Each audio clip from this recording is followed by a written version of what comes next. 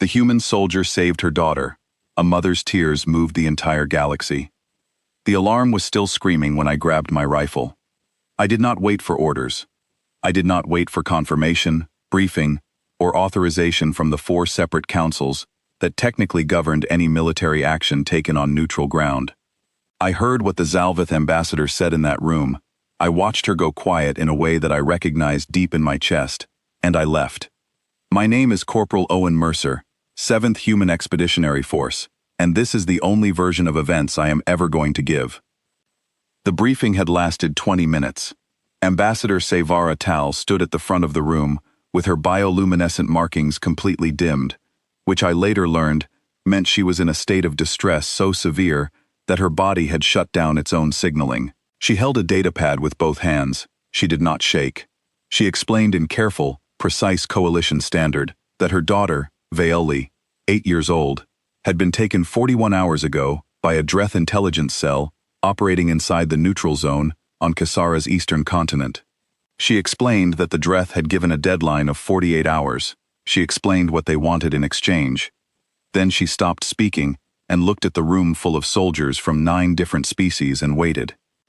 The Velkari commander spoke first. He explained, with genuine regret, that a rescue operation required sign-off from the Northern Fleet Authority, the Coalition Legal Oversight Board, and the Neutral Zone Arbitration Committee, 72 hours minimum. He was sorry, he truly was. The Theran attaché agreed that the situation was deeply unfortunate and suggested a diplomatic approach might yield better results within the available window. The Zalveth military officer in the room said nothing. He was looking at his own hands. I was standing near the back. I was a corporal. Nobody was asking me anything. But I was watching Sevara, and I saw the exact moment she understood that the room was not going to save her daughter. It was not dramatic. She did not break down or raise her voice. She just went very still, the way my mother went still the night my younger brother got hit by a transport vehicle, and we were waiting in the hospital corridor, and nobody would tell us anything. That specific quiet. The quiet of a parent holding themselves together because falling apart will not help. I know that quiet. It does something to me I cannot explain in clinical terms. Something older than training fires, and my body starts moving before my mind has fully agreed to the decision. I told Lieutenant Gareth Holt I was running a perimeter check. He looked at me for a long moment with those tired eyes of his, and then looked away, which was his way of telling me he had not seen me leave. I took a standard kit. No powered armor, no coalition military transponder, no signal boosters. Just a rifle, a sidearm, 6 ration bars I did not end up needing, a compact medkit, and the route I had memorized from the briefing room's tactical display, while everyone else was watching the Velkari commander speak. I had 2 kilometers of open ground to cross before I hit the industrial sprawl of the eastern continent, and I covered it in just under 18 minutes because I was running and the cold helped. The neutral zone looked the way every bombed-out stretch of contested ground looks.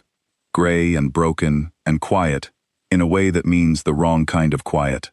The Dreth processing facility was 3 kilometers in, a half-active manufacturing site that had been chosen, I realized as I approached it, with real intelligence. It was surrounded by sensor arrays calibrated for coalition military signatures, powered armor, transponder signals, the electromagnetic footprint of standard-issue coalition combat units. I had none of those things. I was a warm biological smear moving through the dark, and their systems were not built to care about warm biological smears. I spent 40 minutes on the perimeter before I moved, counting guard rotations, noting where the camera arcs overlapped and where they did not, finding the gap in the fence line that the Dreth had clearly identified as too small for their own soldiers to use comfortably, but had not thought to fully seal because nobody reasonable would try it. I am not a large person. I made it through with 2 inches to spare on either side. The interior was worse than the outside. 3 guard posts, each with 2 Dreth soldiers. Dreth are bigger than humans, better armored, and significantly stronger in direct confrontation. They are not, in my experience, prepared for the particular way that humans fight when they are scared and determined and running on very little sleep and a deep, specific anger at the universe. I took the first post from above, dropping from a ventilation pipe that ran along the ceiling of the facility's main corridor. The second post I went around entirely by crawling through a water drainage channel that smelled like something I am not going to describe. The third post presented the problem that one of the guards turned at exactly the wrong moment, and I had to make a decision in about half a second. And I made it, and I am not proud of what that decision was, but I made it, and I kept moving. The holding cell was on the lowest level. I knew it, because the briefing had mentioned that Dreth intelligence doctrine places high-value prisoners underground when available, and because I could hear, very faintly, through the ventilation shaft that ran along the corridor, the sound of a child trying very hard not to make noise. That sound did something to my chest that I am not going to describe either. I got the cell door open with a bypass tool that our engineering sergeant, a woman named Clara Fitch, had shown me 2 months ago as a party trick. I had thought at the time that it was interesting. I now thought it was the most valuable thing anyone had ever taught me. The girl was in the corner, knees pulled up, face pressed into them, bioluminescent markings completely dark, the Zalveth way of making yourself as invisible as possible. She heard the door open and went even more still. "Valili," I said, very quietly. She looked up. The largest eyes I have ever seen on any creature, and I have seen a lot of creatures. They were the deep blue-green of ocean water, where it gets very deep, and the light stops reaching. She looked at me for a long moment and then said, in careful, slow coalition standard, with an accent like wind chimes, "Are you the kind of human that hurts, or the kind that helps?" I crouched down to her level.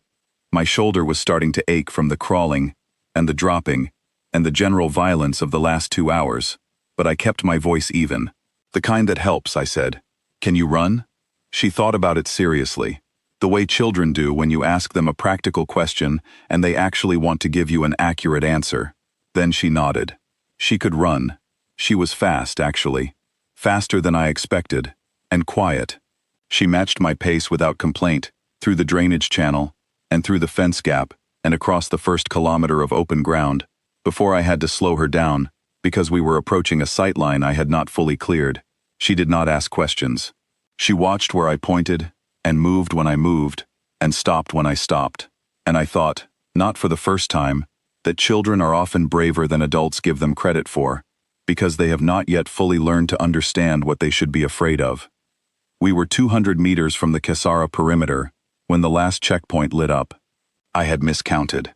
1 guard rotation I had not accounted for, 1 soldier who had come back early or been placed there after I had passed through, and he raised his weapon, and I put Veolili behind a piece of collapsed concrete wall and took the pulse round in my left shoulder while returning fire.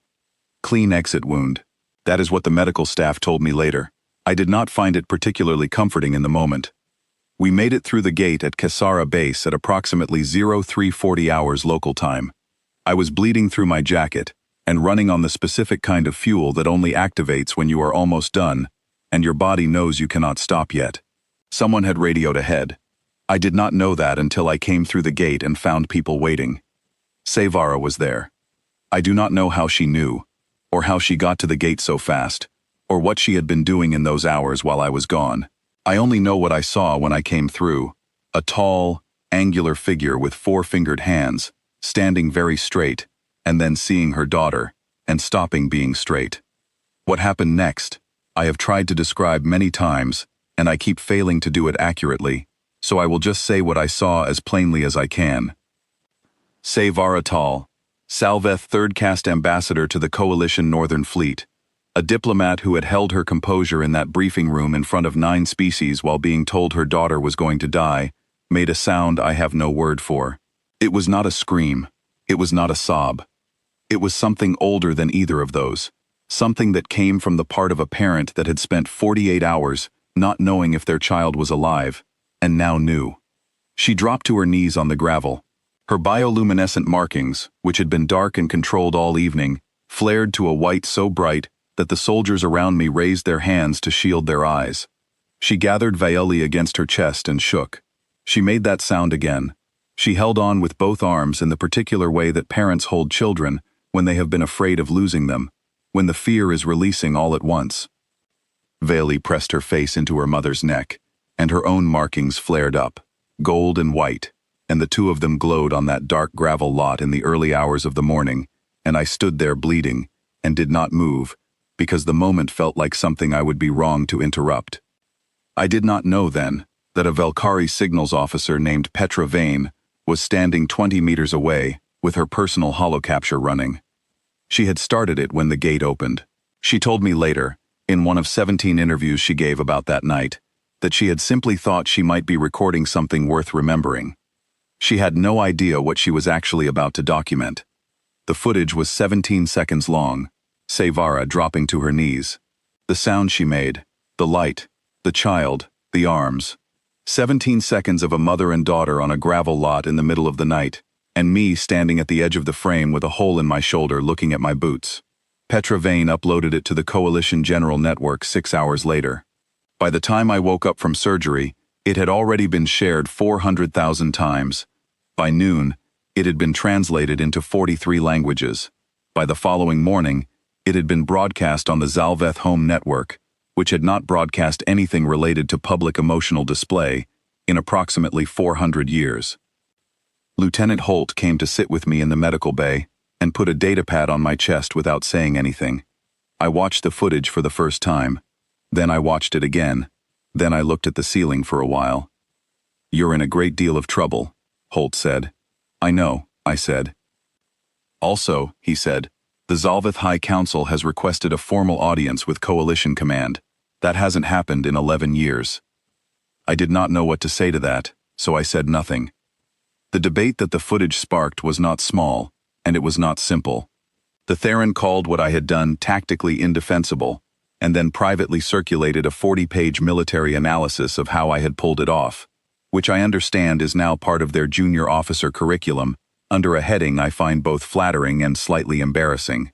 The Valkyrie had an extended cultural argument about whether Petra Vane had violated Sevara's privacy by releasing the footage, which eventually resolved in favor of the idea that some moments are too important to be private. 11 different news organizations across 7 species ran features on human neurobiology and whether our particular brand of empathy was a defect or a survival mechanism. The Zalfeth response was the one that changed things. Ambassador Sevara requested, and was granted, a formal address to the Coalition Full Assembly. I was not in the room for it. I was still in the medical bay, but Holt pulled the live feed on his personal device and held it up so I could watch from my bed. She stood at the speaker's podium in the Great Hall with her markings at full brightness, amber and gold, which I had been told signified something close to what humans call resolve. She spoke for 14 minutes. "I am going to try to give you the part that mattered." She said that for 11 years, the Zalveth had maintained a careful distance from humanity. She said that humans were widely considered impulsive, emotionally volatile, and difficult to work with in high-stakes diplomatic contexts. She said that she had shared this view. She said that 48 hours ago, she had sat in a briefing room and understood that her daughter was going to die because the systems that were supposed to protect people had run out of time to operate, and that in that moment, she had watched a human soldier stand up and leave the room. She said she had not known what to make of that. She said she had spent the next 6 hours in a state she described as beyond fear, and that the only thought she could hold on to was the image of that soldier walking out. She said that when she saw him come through the gate with her daughter, she did not feel relief first. She felt something she had no Zalveth word for, a recognition, something like the feeling of understanding a sentence in a language you did not know you had been learning. Then she said the thing that every network in the galaxy broadcast on a loop for the next 3 days. She said, "I have been told that humans are reckless. I have repeated this myself. What I understand now is that we have been misreading the data. What humans have is not recklessness. It is a different calculation. When a child is afraid in the dark, they do not calculate the odds. They do not consult committees. Something older than reason activates, and they move. I watched Corporal Mercer make that calculation in the time it takes to stand up from a chair, and I have spent 40 years learning diplomatic restraint, and I could not have made it faster. I think we owe it to ourselves to ask what we have been calling recklessness, and whether the better word might be something we lost a long time ago and have been calling wisdom ever since." I watched that part twice. Then I looked at the ceiling again for a long time. The formal inquiry into my conduct took 3 weeks. At the end of it, Lieutenant Holt stood in front of the review board and gave a statement that lasted 40 minutes. the core argument of which was that any soldier who would not have done exactly what I did in those circumstances was not a soldier worth having. The board reprimanded me for conducting an unauthorized operation in a neutral zone. They also awarded me the Coalition Distinguished Action Commendation, which is apparently the first time those two things have happened to the same person in the same proceeding. I find this very on brand for how my career has generally gone. Viola came to visit me on the last day I was in the medical bay. She came with her mother and a small carved figure made of something that looked like polished black glass, light and warm in the hand. She told me it was a Velmi, a Zalveth token, she explained very seriously, given between people who have shared a moment that changes them both. She placed it in my palm with both hands and looked up at me with those deep ocean eyes. I thanked her. She considered me for a moment, in the way children do when they are deciding whether to say the thing they are actually thinking. Then she said, "My mother told me that humans are recklessly kind. I thought about it, and I think that is a very good thing to be." I held that little glass figure and I thought about the briefing room, and the quiet that had come over Sevara when she understood, and the drainage channel, and the gravel lot, and those 17 seconds of footage that had apparently started a conversation across the entire galaxy about what it means to act when systems do not. I still do not have a clean answer for why I did it. I have tried to find one that sounds considered and intelligent, something worth putting in a speech or a report. I keep failing. The closest I can get is this. I saw a mother go quiet the way my mother went quiet once, a long time ago in a hospital corridor. Something in me that is older than the Coalition, older than the war, older than anything I was ever trained to be, simply would not sit in that chair while a child was afraid in the dark. That is the whole of it. I am sorry it is not more complicated. The galaxy, apparently, found it sufficient.